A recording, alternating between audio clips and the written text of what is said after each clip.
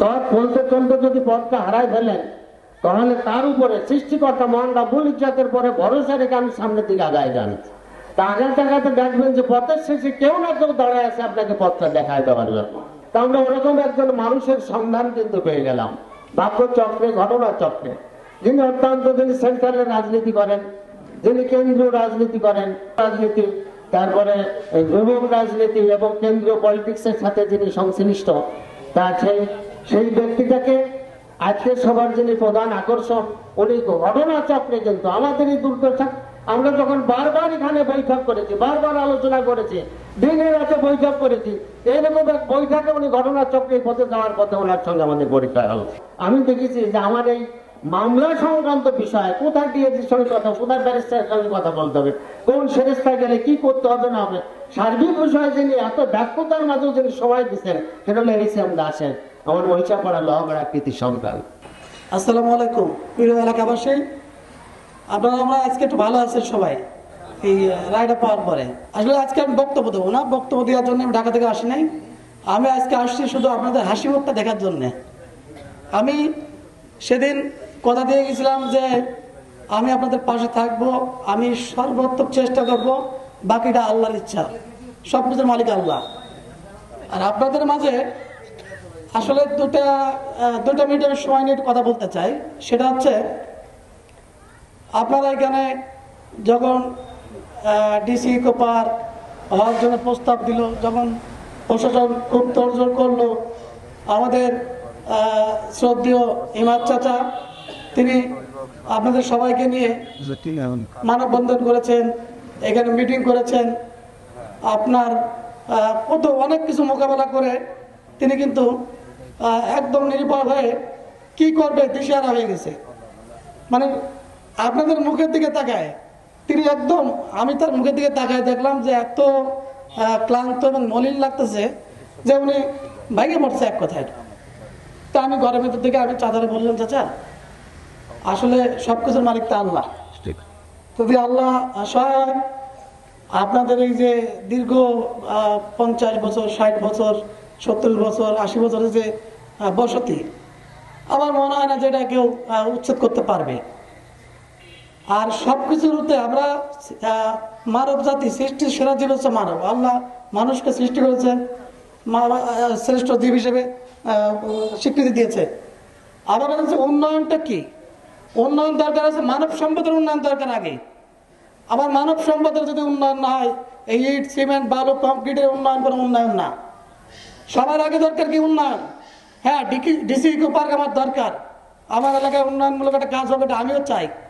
কিন্তু শেখ হাসিনা আমাদের উন্নয়ন করলে হবে না। আমি মানুষ মারবো, গুম করবো, খুন করবো, এই যে আমি উন্নয়ন দেখাবো, বিষয়টা এরকম না। মানুষ বসতি উচ্ছেদ করে উন্নয়ন না। উন্নয়ন করার জন্য অবশ্যই আমার সেরকম একটা মাঠ বাইছে নিতে হবে, ফাঁকা জায়গা বাইছে নিতে হবে, সেইটা উন্নয়ন হোক। কিন্তু উন্নয়ন বলে আমি আমার বসতি, আমার মানুষগুলো আমি উচ্ছেদ করে দেবো, আমি উচ্ছেদ করার পক্ষে আমি না। আমি 17 বছর ধরে ঢাকা শহরে আন্দোলন করেছি, সংগ্রাম করেছি, লড়াই করেছি। আমি একাধিক মামলার অধিকারী ছিলাম। আল্লাহ আমাদের সেবা দান করেছে যে স্বৈরাচার পালিয়ে যাওয়ার পরে আমাদের মামলা মোকদ্দমা সবই মোটামুটি ক্লিয়ার হয়েছে। কিন্তু আমরা লড়াই সংগ্রাম করা মানুষ। আমি ব্যক্তিগতভাবে সবসময় অন্যায়ের বিরুদ্ধে লড়াই করেছি, আমি প্রতিবাদ করেছি।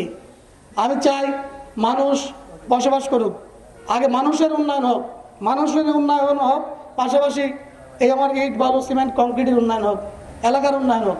মানুষ যদি না থাকে তাহলে এলাকার উন্নয়নটা আমি কি করব? আমার এই বসতি যদি না থাকে আমার পার্কে কে যাবে? মানুষই তো যাবে, মানুষ যেতে হবে না। যাক, আমি চাই যে আমার এলাকায় নড়াইল 2 আসনে অবশ্যই উন্নয়নমূলক কাজ হোক। আমরা আমাদের হাত ধরেই হবে, কিংবা আমাদের যারা আছে তাদের হাত ধরেই হবে, আমরা সহযোগিতা করব। এখানে আমি যেটা বলতে চাইছিলাম যে ইমাদ চাচার প্রসঙ্গ, আমি অন্য প্রসঙ্গে চলে গেছি। তখন দেখলাম ইমাদ চাচা খুব ভেঙে পড়ছে। তখন আমি বললাম যে চাচা তারা একটা কাজ করেন, আমরা যেহেতু দেশে আইন আদালত আছে, আমরা আইনি সহায়তা নিই, সর্বোচ্চ আদালতে আমরা একটু রিট করে দেখি কি হয়। এরপরে আমার ইমাদ চাচা অবশ্যই মানে 60 ঊর্ধ্ব একজন মানুষ, বৃদ্ধ মানুষ, তিনি যে একটু অক্লান্ত পরিশ্রম করেছে এই মৌজাবাসীর জন্য। আসলে এটা না, কেউ না দেখলে কেউ বিশ্বাস করতে পারবেন না যে কতটা কষ্ট করেছেন উনি। উনি রাত দিন 24 ঘন্টা, উনি সকালে চাচা কালকে সকালে ঢাকা আসতে হবে, সঙ্গে সঙ্গে ঢাকা চলে গেছে দৌড়ায়, আবার ওই দিনই রাত্রে ঢাকা থেকে বাড়ি বাইরে ফিরছে, আবার পরের দিন আবার ঢাকা গেছে। এইভাবে চাচা যে অক্লান্ত পরিশ্রম করেছে, রাত 1টা-1:30টার সময় আমার ফোন দিয়েছে যে বাবা কালকে সকালে কিন্তু একটু করে যেতে হবে।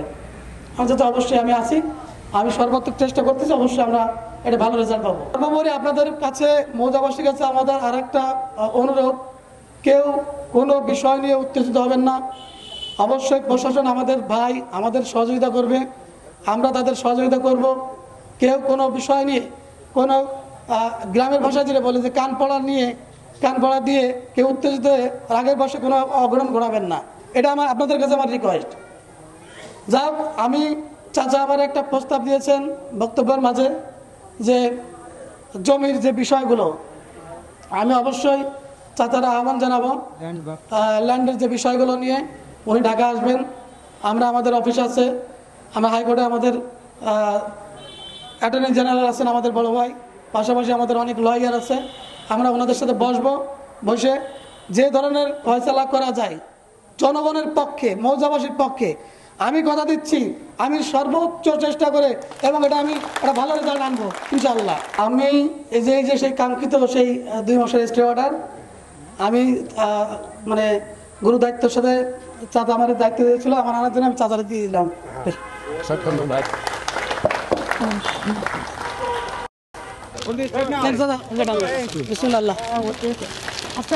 সবাই একটু তালি দিও।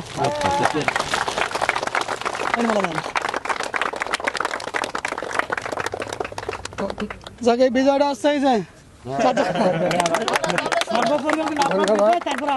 আমাদের মৌজাবাসীর মানুষ, হ্যাঁ, সাধারণ মানুষ, দুঃখী মানুষ যারা বাস্তুচ্যুত হতে চাচ্ছিল তাদের বিজয়, এবং মহানডা পুলিশ আলামিনের কাছে লক্ষ কোটি শুকরিয়া। মৌজাবাসী, এলাকাবাসী, প্রেস মিডিয়া এবং অন্যান্য আমার রাশেদ সহ সমস্ত জনমানুষকে আমার মৌজাবাসী এবং গ্রামবাসী, মহল্লাবাসীর পক্ষ থেকে শুকরিয়া, মোবারকবাদ, ধন্যবাদ এবং সাধুবাদ।